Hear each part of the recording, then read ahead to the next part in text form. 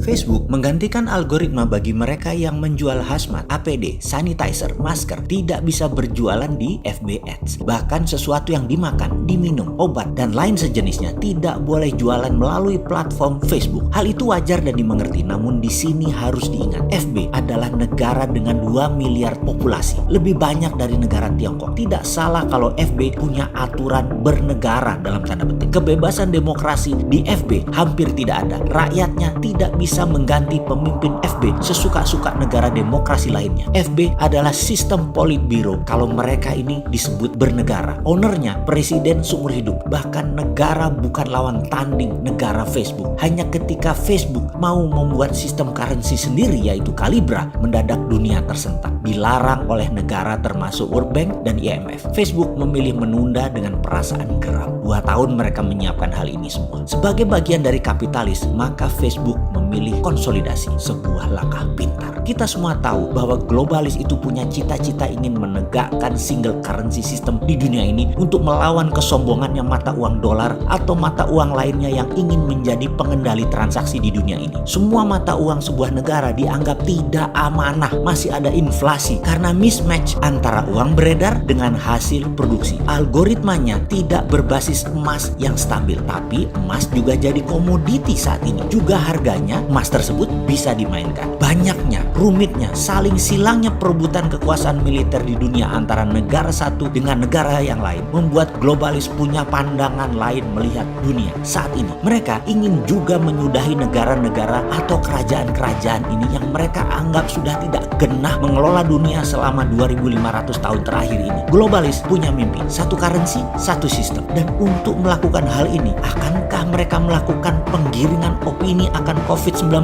ini? Percayakah bahwa tanpa sosmed, Instagram, Twitter, WhatsApp, Facebook, dan lain sebagainya, pencitraan COVID akan berbeda efeknya pada saat ini? Apakah ini disengaja? Terlepas COVID ini direkayasa atau tidak direkayasa, namun cuitan dan propaganda saling silang di sosmed mempengaruhi 80% pemikiran pengambil keputusan bernegara dan bermasyarakat. COVID mematikan atau tidak, dunia kesehatan menambah 1 bahkan lebih item akan tindakan medis untuk penyakit efek COVID. Slowdown ekonomi dunia ini direkayasakah? Matinya dunia pariwisata, matinya dunia properti, matinya dunia kendaraan bermotor, juga matinya dunia transportasi udara saat ini. Tidak gampang merecovernya. Akan dibukanya PSBB hampir berbarengan di seluruh dunia, tetap membuat kalangan menengah atas enggan bergerak cepat. Kalangan menengah atas sangat aware dan waspada. Mereka kuat masih menunggu sampai akhir tahun pun mereka masih kuat. Sementara menengah atas di Indonesia mungkin hanya populasinya 20%. Namun 80% ekonomi Indonesia mereka yang memainkannya. Mereka masih kuda-kuda. Mereka masih penuh curiga. Setidaknya mereka memilih hati-hati. Tidak ujuk-ujuk, tidak sekonyong-konyong membanjiri mall, memberi Hermes, memberi Chanel, membeli Rolex. Enggak juga. Benar pasar ramai. Benar semua terlihat ramai. Namun daya beli dan transaksi di bawah di kelas C dan D tidak terlalu signifikan. Tidak seketika dibuka PSBB mendadak orang